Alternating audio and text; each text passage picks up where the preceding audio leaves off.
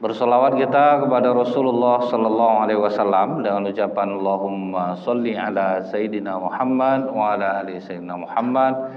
Semoga dengan ringannya lisan kita ini bersolawat, kita mendapatkan syafaat di yaumil akhir kelak. Sahabat Rasulullah Abu Dzar Al-Ghifari radhiyallahu an pernah bertanya kepada Rasulullah, Pak. Ya Rasulullah, bagaimana kalau kita mencintai seseorang yang soleh, amal ibadahnya bagus, tapi kita tidak bisa beribadah seperti yang dia lakukan. Kita tidak kuat seperti dia. Maka Rasulullah memberikan kabar gembira, kau akan bersamanya ketika nanti berada di surga. Jadi kita tidak bisa melakukan amalan seperti amalan orang. Dia rajin tahajud, kita tidak bisa, Pak. Dia rajin baca Quran, kita tidak kuat. Kita cintai orang yang seperti ini, maka kita akan bersamanya di surga. Itulah dahsyatnya pengaruh mencintai orang-orang yang beramal baik. Maka kata Abu Dzar Al-Ghifari, kalau begitu aku sangat mencintaimu ya Rasulullah, karena banyak amalan yang dibuat Rasulullah yang tidak mampu dilakukan oleh sahabat. Contohnya Bu ya, tahajud malam Rasulullah tidak pernah lebih dari 11, bahkan sering kurang. Karena apa Pak? Saking lamanya Rasulullah itu ketika berdiri sholat, ketika ruku, ketika sujud, dan tidak ada yang sanggup untuk seperti yang dilakukan oleh Rasulullah. Kemudian Rasulullah itu kalau puasa 2 butir kurma disambungnya balik, Pak. Kalau untuk Rasulullah. Jadi ada sahabat yang meniru.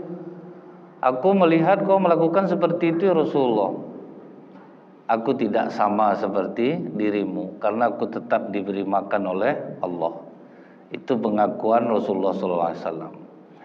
Jadi memang kenapa kita harus mencintai Rasulullah itu Pak? Karena salah satunya adalah bisa mendatangkan syafaat bagi kita, karena kita tidak akan mampu beramal seperti yang dilakukan Rasulullah SAW.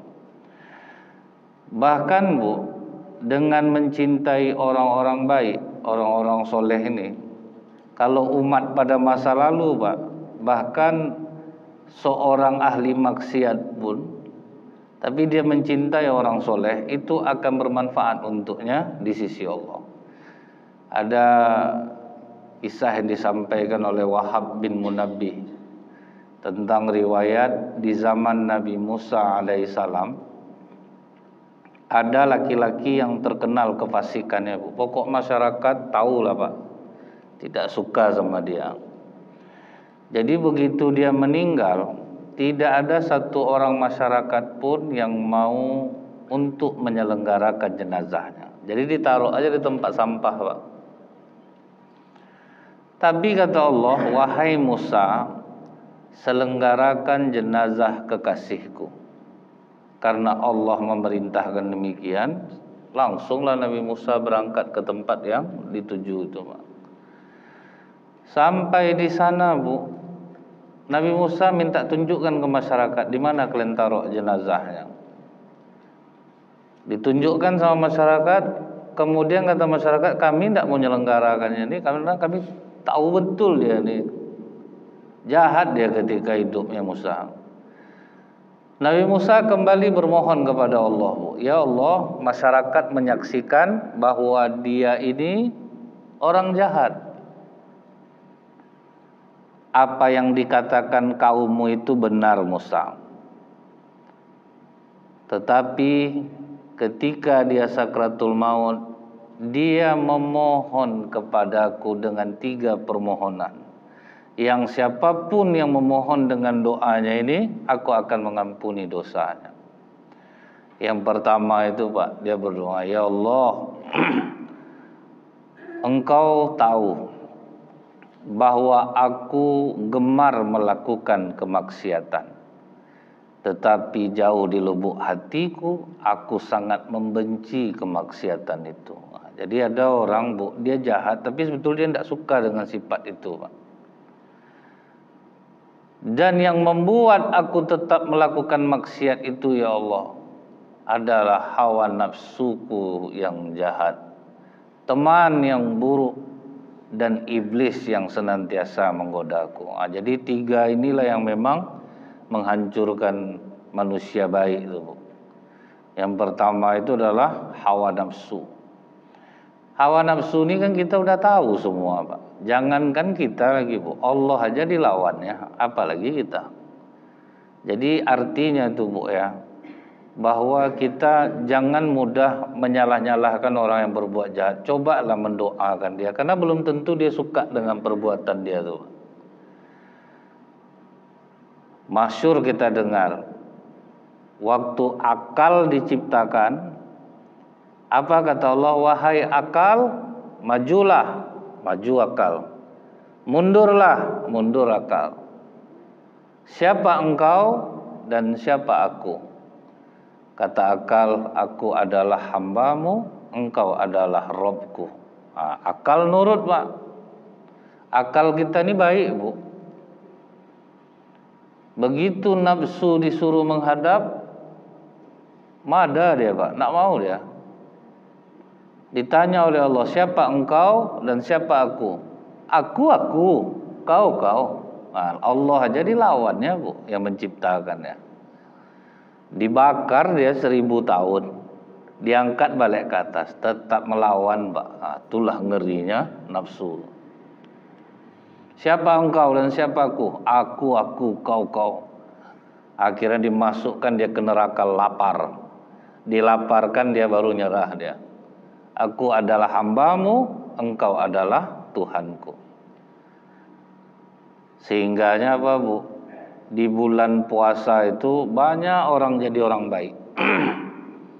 Orang rajin ke masjid, orang tambah rajin bersedekah, orang tambah rajin baca Quran. Karena memang hanya dengan lapar, nafsu itu menjadi jinak. Siang hari di bulan Ramadan itu cerita orang pasti ya, sikit aku sahur tadi. Tidak ada yang bergunjing, Pak. Panas betul hari, masak apa nanti sore. Karena dia lapar. Tapi kalau udah berbuka, tadarus, itu menceritakan buruk orangnya lagi, Pak. Karena apa? Dia udah kuat. Nafsu kalau udah kenyang dia akan menjadi jahat. Itulah yang bisa mengekangnya, rasa lapar itu, Pak. Jadi kita udah tahu nih, Bu, Rasulullah pun memesankan kepada kita. Selesai perang Badar yang begitu besar, apa kata Rasulullah? Kita kembali dari perang kecil menuju perang besar. Kata sahabat, udah separah ini perangnya Rasulullah. Dikorbankan jiwa dan raga, waktu, persenjataan yang kurang, medan yang sangat berat. Masa ini perang kecil ya Rasulullah? Iya. Ada perang yang lebih besar, yaitu melawan hawa nafsu. Jadi memang hawa nafsu ini sulit untuk ditaklukkan. Orang tahu dia salah, Bu, tapi tetap bisa gara-gara nafsunya ini dia tidak akan mau mengakui kesalahannya. Abu Jahal, waktu Rasulullah mengajaknya kepada Islam, Bu, dilawannya lah Rasulullah. Setelah Rasulullah pulang, apa ceritanya kepada Al-Mughirah bin Syu'bah? Sebetulnya aku tahu dia ini Nabi, tapi gengsi aku ngakui, itulah nafsu tuh. Gengsi aku ngakui dia tuh. Aku tahu yang dia bilang itu benar, tapi gengsi aku mengakui. Itulah dahsyatnya hawa nafsu yang bisa menyesatkan orang tuh. Saya pernah misalnya menasihati orang gitu, karirnya bagus, tetapi dia suka dengan suami orang. Sempat tahu orang nih hancur karir kamu, berkali-kali dibilang, tetap tidak bisa. Jadi saya tidak menghina dia, Pak. Beginilah dahsyatnya hawa nafsu. Kalau dia udah termasuk ke situ, payah untuk keluar lagi. Ada orang saking cintanya kepada laki-laki, udah dinasehati, Pak, lari mau dia. Itulah dahsyatnya hawa nafsu. Dia tahu yang dibilang mak aku ini betul, Yang dibilang bapak aku ini betul, tetapi hawa nafsu itu yang menghalangi. Jadi bukan dia lawannya itu, Bu. Dia sedang berhadapan dengan hawa nafsunya, dan itu sangat berat. Kita nasihati baik-baik, jangan seperti dia tahu sebetulnya nasihat kita itu betul, tapi udah terlanjur jemplung, itu akan sulit untuk keluar lagi. Makanya lebih dahulu kan kita banyak mendoakan anak-anak kita agar dijaga Allah dari kejahatan hawa nafsu. Sedangkan kita aja berhadapan sama diri kita sendiri sulit, Pak. Nanti ngajilah pulang subuh agak 2 lembar, 3 lembar. Hidupkan TV, Bu. Adalah tembok akhir tidak jadi baca Quran. Nah, kita sama diri kita sendiri aja sulit. Tahajudlah nanti malam agak 8 rakaat, tutup 3 witir. Nah, dah hidup alarm mematikan balik kadang tuh. Itulah hawa nafsu tuh. Hawa nafsu ini, Bu, dia menyamankan kita. Kita tuh dibuatnya nyaman, dan betul, Pak, nyaman sama dia. Sehingganya orang banyak habis sholat tuh, Bu, kenapa dia langsung pergi? Karena itulah hal yang nyaman bagi nafsu. Tak betah dia untuk duduk gitu. Itulah yang nyaman bagi nafsu. Memang seperti itu, Pak. Dia tidak salah. Memang itulah hawa nafsu itu membuat kita nyaman. Kadang udah terniat gitu, Bu, ya. Nanti bersedekahlah ke orang agak 200 ya. Udah jumpa orangnya, Pak, berubah langsung, Pak. Tidak usah lagi, senang dia nampak ini. Belum tentulah dia susah. Macam-macam lah tuh hawa nafsu ini membisikkan, Bu, menghalangi kita. Nah, itulah beratnya melawan hawa nafsu. Jadi jangan hina orang yang berbuat salah, yang berbuat kefasikan, karena memang berhadapan kalau sudah dengan hawa nafsu ini memang sangat berat. Dulu ada seorang laki-laki tampan. Dia jualan baju nih, Pak. Ini pernah saya sampaikan. Karena dia ganteng, Bu, dia masuk-masuk gang. Adalah perempuan suka sama dia. Gak bisa perempuan ini nahan hawa nafsu. Hawa nafsu perempuan ini memang satu, tapi kalau dia sudah menyukai, Pak, full. Dia tidak akan malu dimanapun. Memang payah membangkitkan rasa dia itu, tetapi kalau dia sudah suka, sulit untuk dihalangi. Diceritakannya lah ke nenek-nenek, Bu. Nenek tahu enggak yang jual baju tu ganteng, Nek? Ya, suka betul aku sama dia, Nek. Pokoknya aku mau sama dia, Nek. Kata nenek, deh aman tuh, biar nenek yang ngatur ya. Pas laki-laki ganteng ni lewat, nak, bisa minta tolong nenek nak? Nenek ada dapat surat, mata nak nampak lagi, bisa ndak tolong bacakan? Boleh, Nek. Dia ajak nenek tu masuk ke dalam. Begitu dia nak ganteng ni di dalam, nenek dia langsung pergi, pintu langsung dikunci perempuan tu dari dalam. Aku suka sama kau, kata perempuan ni. Kalau tak mau kau sama aku hari ini ya, berteriak aku. Aku akan katakan bahwa kau telah menggoda aku. Bingung laki-laki ini, Bu. Dia orang yang sangat taat beribadah, Pak. Naik dia, boleh tidak aku permisi sebentar? Naik dia ke atas rumah. Rencana mau bunuh diri dia, Pak. Daripada harus melayani perempuan. Itu saking takutnya dia kepada Allah. Tapi terpikir dia bunuh diri, parah dosanya. Apapun alasannya. Maka sering masih diperdebatkan orang mengenai bom bunuh diri itu, Pak. Masih diperdebatkan orang tuh. Loncat aku, bunuh diri.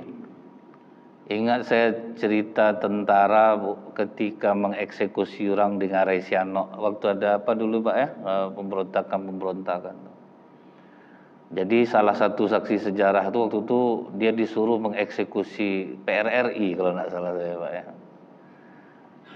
Kau mau terjun atau aku tembak? Jawaban dia apa, Pak? Tembak aja, Pak. Karena kalau terjun aku bunuh diri.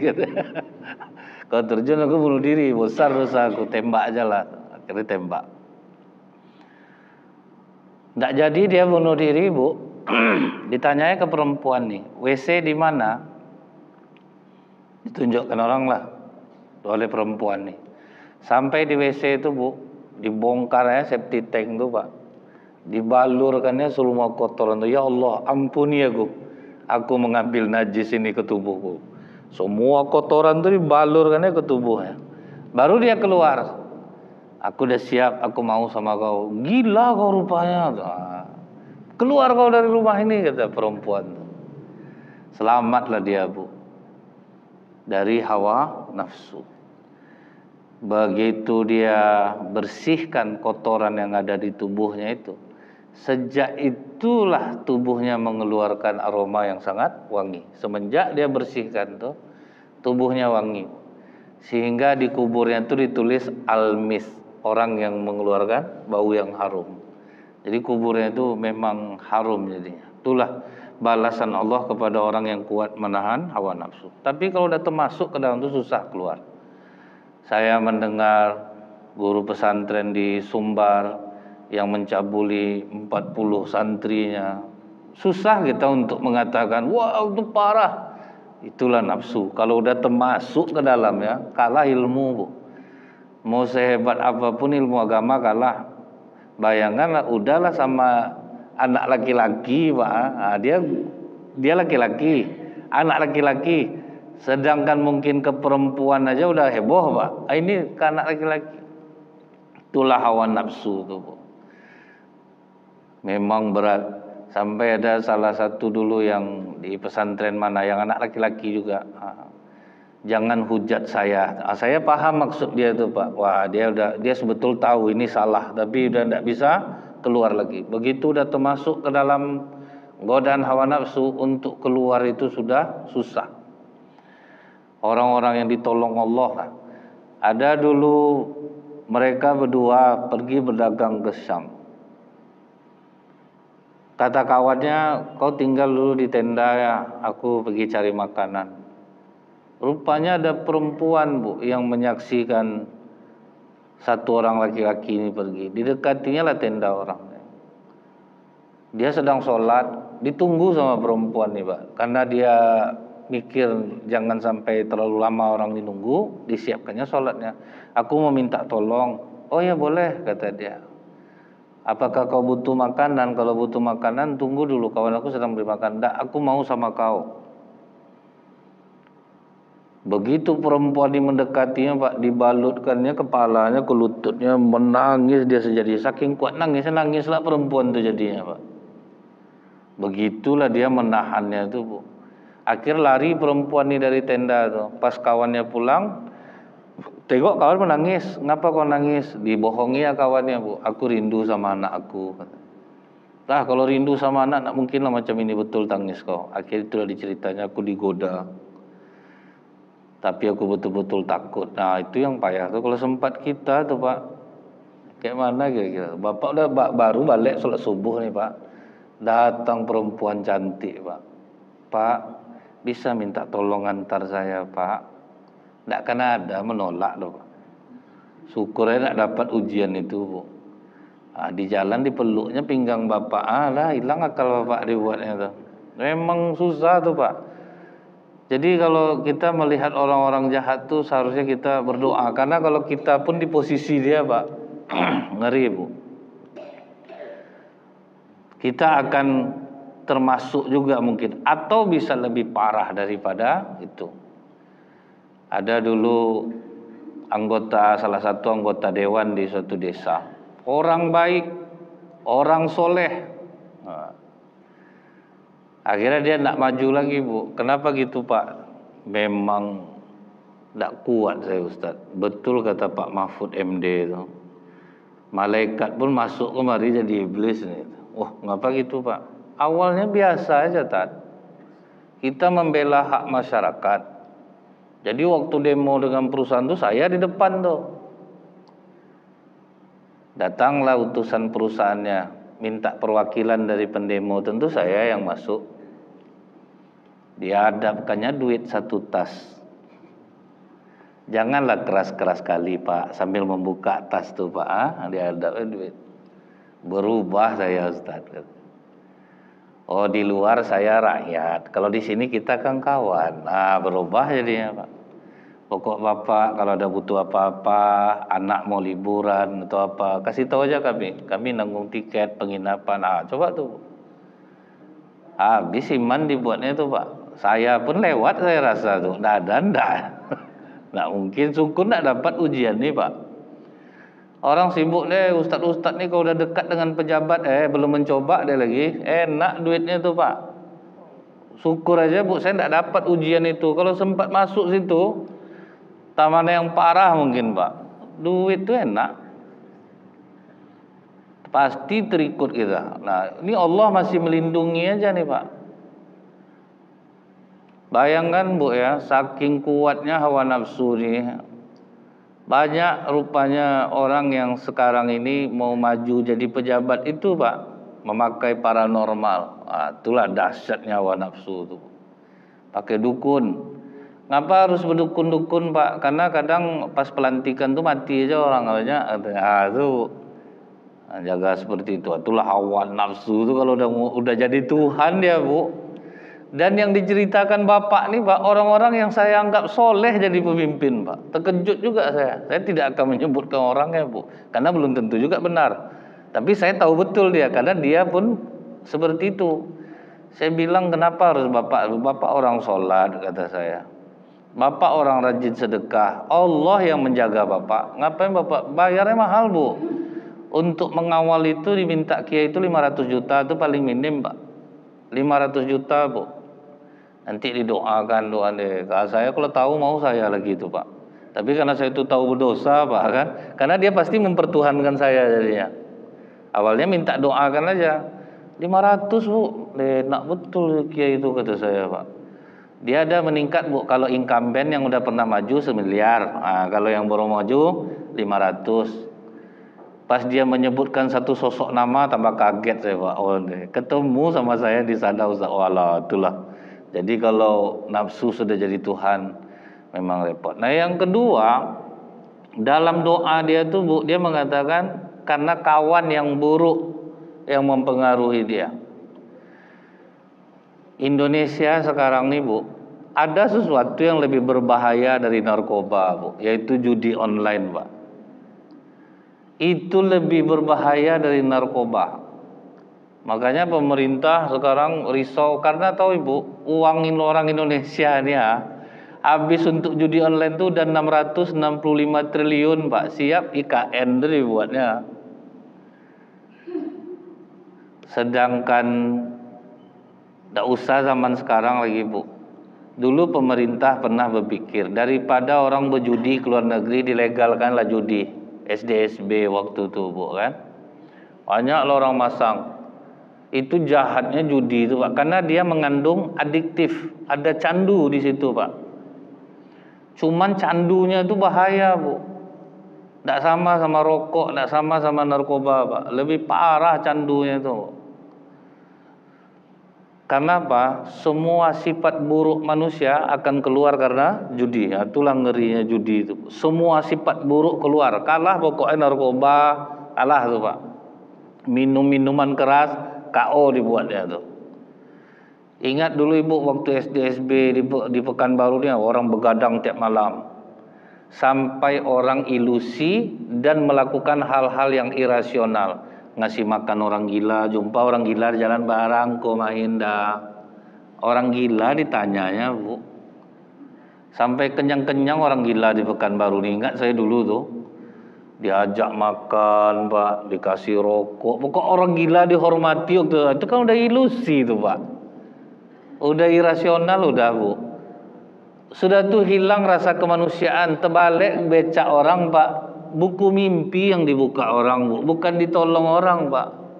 Becak terbalik, cari langsung di buku mimpi. Berapa becak terbalik? Mimpi ular ini, mimpi anjing ini, enggak saya macam-macam tuh Bu. Sudah tuh buka kertas besar lah di kedai kopi dulu tuh Pak. Saya tinggal di Pasar Mambo tuh ke situ gudang nomor tuh Pak. Weh Bu, malu bilang tinggal di Pasar Mambo tuh malu Pak. Saya duduk di kedai kopi itu kadang ketawa saya nengok orang itu. Entah, saya alhamdulillah dikasih Allah memang tidak berselera dengan hal-hal seperti itu, Pak. Jadi saya tetap duduk sama mereka, Bu. Jadi saya kadang itu jadi bahan lucu-lucuan. Masalah katanya pacu kuda menentukan nomornya, Pak. Tapi bisalah ada rumusnya. Itu yang ketawa saya, Bu. Adalah rumusnya. Apa enggak ketawa saya, Pak? Pokoknya, Bu, orang jadi tidak berpikir logis. Dan 30% kawan semua yang bawa, Pak. 30% orang buat buruk, kawan semua yang bawa. Kan berarti besar tuh, Pak. Kalau 30% rata-rata kawan, Bu. Dia punya gaji 5 juta. Hidup masih kurang. Tapi pemalas.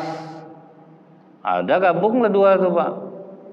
Pas dia dapat duit dinas 1 juta, terpikir dia 1 juta kan nak nganggu duit yang 5 juta loh. Ditengoknya kawan main di sampingnya. Main apa kau tuh? Main mayong.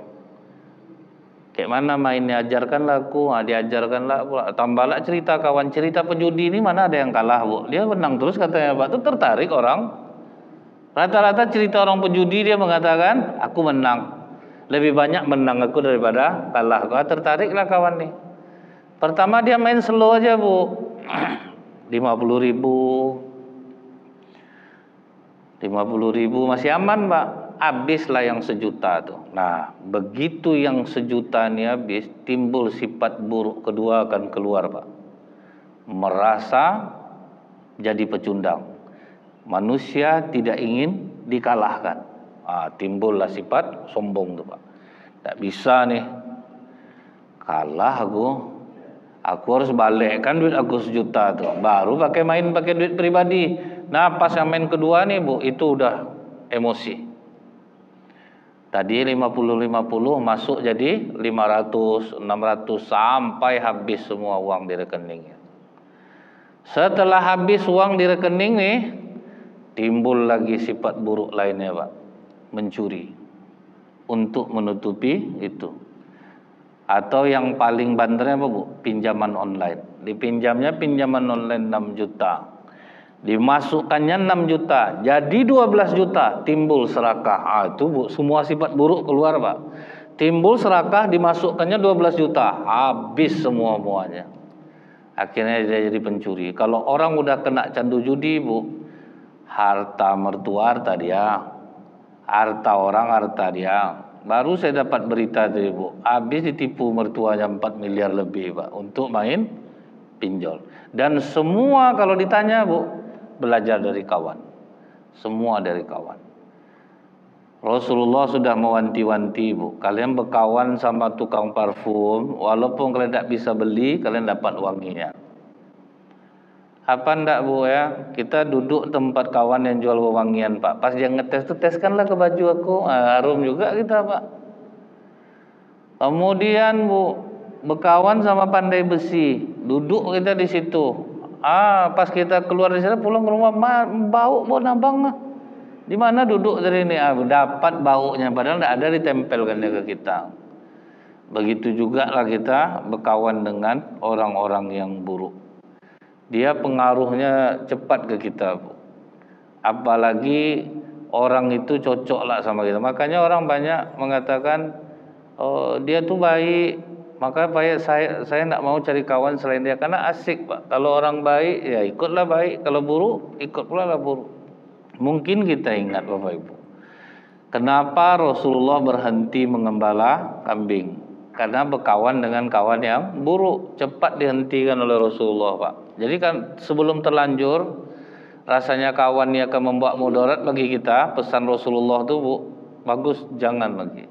Karena kalau udah terlanjur berkawan, susah nanti, pasti kita akan ikut dia jadi. Waktu Rasulullah mengembala kambing, apa kata kawan-kawannya? Muhammad, sesekali hiburlah diri kau tuh. Pergi kau ke kota. Kadang di situ banyak acara musik, penari seksi-seksi, penyanyi mantap-mantap, Muhammad. Biar kami jaga kambing kau nih. Karena memang orang-orang buruk itu Pak, kekompakan mereka memang terjaga. Ibu tengoklah preman ngumpul sampai tua happy dia Bu. Padahal minum, mabuk. Sebab apa? Iblis tidak mengganggu dia. Makanya karena dia kawan-kawan iblis juga Pak. Makanya dia enak ngumpul tuh Bu. Kita di masjid sering ada masalah, itu wajar Pak. Karena iblis tidak suka dengan kita. Mereka tuh kompak. Jadi katanya ke Rasulullah, nontonlah biar kami jaga kambing kau. Pergilah Rasulullah Bu. Tapi Allah menolong, Allah beri Rasulullah rasa kantuk yang teramat sangat, sehingga tidak jadi nonton, tertidur. Besoknya balik Rasulullah ke kawan-kawannya balik. Gimana Muhammad? Mantap kata kami kan? Maka lama kau pulang kan? Apa yang mantap? Aku aja tertidur. Ulang balik Muhammad, biar kami jaga lagi. Mau berkorban tuh Bu. Biar kami jaga lagi kambing kau. Pergi Rasulullah nonton balik, tertidur balik. Sejak saat itulah diputuskan Rasulullah berhenti mengembala kambing. Bukan dia memburukkan kawannya, ya udah berhenti aja. Kita kan tahu tuh Bu, kadang kita berkawan. Misal kami sesama-sama ustadz nih Bu, kadang kan hati kami ini aneh-aneh juga Pak. Kadang sampai jarang saya bisa duduk sama ustaz-ustaz ini. Karena ketika duduk ternyata kami itu yang buruk-buruk juga Pak. Daripada keburukan saya nanti pindah ke orang, atau keburukan orang yang pindah ke saya. Dia terasa tuh kita duduk tuh enak cerita. Tapi kadang yang dibahas apa Pak? Amplop masjid yang dibahas tuh. Payah masjid itu. Itu tuh kan bahaya Pak. Kita yang udah tenang Bu, bisa kena ya dia. Misalnya nih orang ngomong ke saya, Ustadz jangan mau aja disuruh orang pergi keluar kota tuh Ustadz. Bertanya dulu berapa amplopnya, nanti kena Ustadz nanti. Awalnya kita tidak ada ngapa-ngapa jadi perhitungan gitu ya dia Pak. Itu bahayanya kawan tuh. Dan Allah sudah menyelamatkan saya untuk itu. Disakitkan Allah kaki saya selama 1 bulan. Gara-gara itu Pak. Orang bilang, kalau keluar kota itu Ustaz dihitung Ustaz kendaraan kita, minyak. Padahal saya tidak pernah macam itu Pak. Santai aja saya. Berapa orang sanggup terserah. Gara-gara dihasut macam itu tuh Pak. Saya hitung Bu. Kekasihkan, kami mampu sekian Ustaz. Tidak bisa, saya maunya sekian. Kuansing, kami mampu segini Ustaz. Tidak bisa, saya maunya sekian. Akhirnya dipenuhinya Bu. Oke. Kan senang hati saya tuh membayangkan dapat duit sesuai dengan apa yang kita inginkan. Balik dari kasihkan, balik dari kuansing, tidak bisa jalan saya Pak. Saya langsung bersyukur sama Allah. Untung Allah negur saya gitu Bu. Tidak bisa jalan, kaki kanan saya tidak bisa jalan. Lama juga kemarin tuh Bu, saya sholat tidak bisa betul-betul duduknya itu. Cuman setelah sehat baru saya bilang Pak, bukan Allah ngasih sakit, bukan murni kadang sakit tuh, karena kelakuan kita. Akhirnya habislah duit yang seharusnya berapa yang sanggup dia tuh Bu, sisa itu habis sedekah semua itu Pak. Kalau tidak sembuh kaki Bu. Dia kan tergantung dia sanggupnya pertama berapa. Nah itulah bahayanya kita mendengarkan kawan.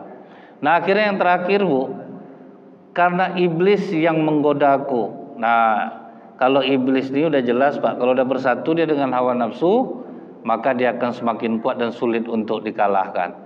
Tetapi apa yang membuat dia diampuni Allah? Sekalipun aku jahat ya Allah, tapi aku sangat mencintai orang-orang soleh. Aku tidak pernah mendurhakai mereka. Aku walaupun ahli maksiat, tapi aku sangat suka duduk dengan orang-orang soleh.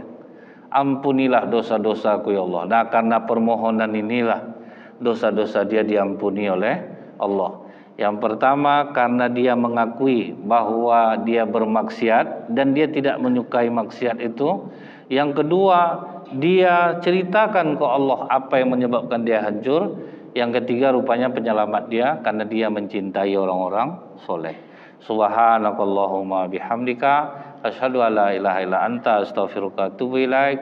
Assalamualaikum warahmatullahi wabarakatuh.